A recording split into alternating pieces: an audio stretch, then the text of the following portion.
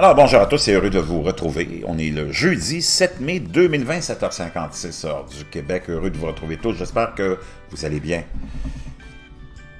Avec une nouvelle vraiment révélatrice du monde dans lequel on est rendu, hein, dans le monde économique dans lequel on est rendu.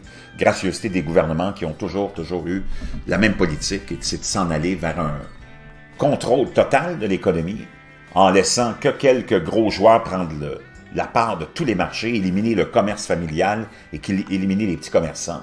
Et c'est pas Donald Trump qui a arrêté ça. Ça s'est poursuivi. Toutes les mêmes politiques sont là dans les gouvernements, qui sont les structures permanentes. Hein? Les politiciens sont là pour donner un spectacle, pour amuser la foule, pendant que le vrai monde dirige et le vrai monde prend les décisions et le vrai monde nous gère. Et là, on va aller voir ça avec les États-Unis qui se retrouvent avec une pénurie de hamburgers, de viande de bœuf hachée. On est obligé de retirer chez Wendy's, une des plus grandes chaînes de restauration rapide au monde, les hamburgers du menu dans certains endroits en raison d'une pénurie de viande. La société affirme qu'elle s'attend à ce que les changements apportés à son menu à certains endroits ne soient que temporaires. La pénurie de viande dans les épiceries et autres détaillants alimentaires à travers le pays ont transformé un célèbre slogan des années 80 en une question inquiétante à certains endroits de Wendy's à travers le pays. Où est le bœuf? Certains restaurants de Wendy's ont retiré leur hamburger de signature du menu. Des pénuries étant signalées lundi dans des endroits en Californie, en Caroline du Sud et au Kentucky, car les épidémies ou la crise actuelle continue de perturber la chaîne d'approvisionnement de la viande. Certains de nos éléments de menu peuvent être de temps en temps insuffisants dans certains restaurants. Dans cet environnement actuel, a déclaré Wendy's dans un communiqué à Restaurant Business. Nous attendons à ce que ce soit temporaire et nous travaillons avec diligence pour minimiser l'impact sur nos clients et nos restaurants. La pénurie de hamburgers de Wendy's à certains endroits survient au milieu des informations selon lesquelles environ 5000 travailleurs des usines de viande et de volaille ont contracté la nouvelle maladie dans 115 usines dans 19 États, selon les Centers for Disease Control and Prevention. Plusieurs des plus grandes usines de transformation de viande du pays ont temporairement fermé leurs portes en raison de l'épidémie. Les fermetures ont stoppé 25% de la production porcine et 10% de la production bovine aux États-Unis, selon Bloomberg. Donc ça m'a amené à faire un petit peu de recherche. Wendy's compte environ 5800 restaurants à travers le pays. La chaîne de restauration rapide n'est pas le seul fournisseur de produits alimentaires à ressentir les pincements, car la chaîne d'épicerie Kroger a annoncé qu'elle limiterait les achats de bœuf haché et de porc frais dans certains de ses magasins. Costco a également annoncé qu'elle limiterait les achats de bœuf et de porc et de volaille. Donc, ça m'a amené à faire un petit peu de recherche, puis je suis arrivé là-dessus. Ça nous vient de Yahoo Finance. Si vous êtes un mangeur de viande, vous avez probablement remarqué une facture d'achat de nourriture plus importante ces derniers temps. Et on pourrait parler de... C'est généralisé dans le monde, là. C'est pas seulement aux États-Unis, ce que je vais vous lire là. Hein. On a remarqué une facture assez élevée. Le prix du bœuf haché maigre et du bacon est d'environ 20% plus élevé qu'il y a un an, tandis que le prix...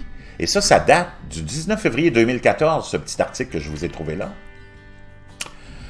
Le bœuf haché, maigre et le bacon, les augmentations sont d'environ 20%, qu'il y a plus élevé qu'il y a un an, tandis que le prix de la poitrine de poulet est presque 6% plus élevé, le tout bien en dessous de l'augmentation de 1,5% de l'IPC.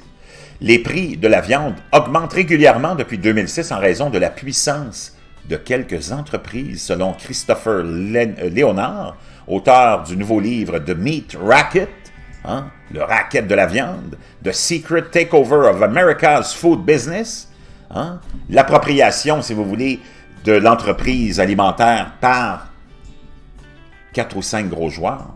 Soit dit en passant, il définit la viande du bœuf et du porc et du poulet dans cette espèce de takeover.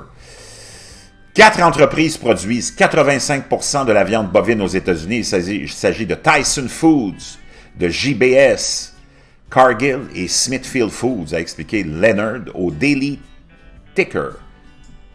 Ces entreprises ont le pouvoir de marché pour faire baisser ce qu'elle paye aux agriculteurs tout en maintenant des prix plus élevés pour les consommateurs, explique Leonard dans la vidéo ci-dessous. Je vous laisserai l'article de ça, comme ça vous aurez le lien de cette vidéo-là, de cette entrevue-là, pardon.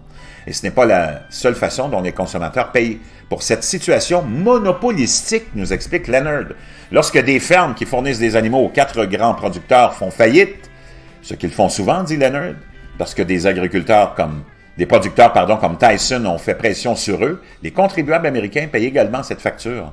Un obscur programme de prêts renfloue les banques pour environ 90% de la valeur des prêts perdus, explique Leonard. L'American Meat Institute avait ceci à dire à propos de Meat Racket. Les critiques de M. Léonard à l'égard de l'industrie de la viande et de la volaille doivent être examinées en fonction de ses résultats dans le monde. N'est pas assez bon pour M. Leonard. Alors nous le mettons au défi de désigner une nation avec un meilleur système. En attendant cette réponse, nous continuerons à fournir de la viande et de la volaille aux 95% d'Américains qui font régulièrement intégrer nos produits à leur alimentation. L'ancien journaliste de l'AP, de l'Associated Press, espère que son livre fera prendre conscience de ces structures de pouvoir alimentaire qui ont été cachées depuis longtemps. Il espère également que les législateurs de Washington utiliseront des réglementations antitrust, ce qui n'arrivera jamais, et Donald Trump en avait rien à foutre aussi de ça, pour limiter le pouvoir des 4 principaux producteurs de viande et accroître le pouvoir des agriculteurs. Quelles sont les chances que cela se produise? Presque nulles, selon Leonard, en 2010 et 2011, alors qu'il y avait un programme de réforme vraiment ambitieux proposé par le président Barack Obama. Il a été complètement démantelé, repoussé et vaincu par les lobbyistes de l'industrie de la viande et probablement fait plus de dégâts que s'il n'avait proposé de ne rien faire du tout. Donc imaginez-vous, si Obama n'a pas été capable, puis a été obligé de se plier aux lobbyistes, imaginez un homme d'affaires crapuleux comme Donald Trump, c'est pas lui qui va arrêter ça non plus. Plus ça change, plus c'est pareil, et c'est ça la réalité de notre monde. La privatisation de l'économie, c'est ça dont j'ai parlé de plus en plus. C'est devenu vraiment un club privé d'élite, et seulement ceux qui sont de l'élite peuvent participer à l'économie. Les autres, vous allez être au service de cette élite-là. C'est bien difficile à faire entrer ça dans la tête du monde, mais qu'est-ce que tu veux? On va être patient, puis on va répéter, puis répéter.